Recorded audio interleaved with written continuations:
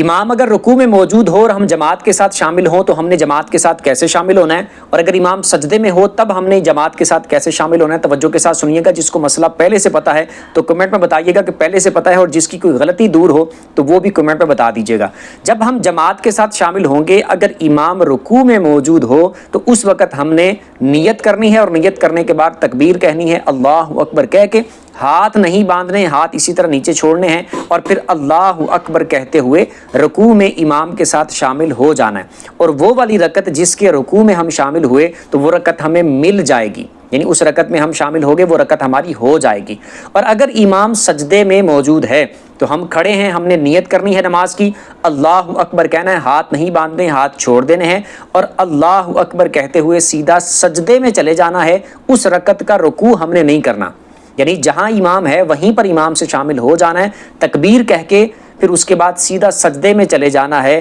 سجدہ امام کا پہلا ہے یا دوسرا ہے، جتنے ہیں وہیں سے امام کے ساتھ نماز سٹارٹ کر دینی ہے، اور وہ والی رکعت جس رکعت کے سجدے میں ہم امام کے ساتھ شامل ہوئے ہیں وہ رکعت ہماری نہیں ہوگی۔ جب ہم نے امام کے سلام پھیرنے کے بعد اپنی نماز پڑھنی ہے، اس وقت ہم نے یہ والی رکعت ادا کرنی ہے جس کے سجدے میں ہم امام کے ساتھ شامل ہوئے ہیں۔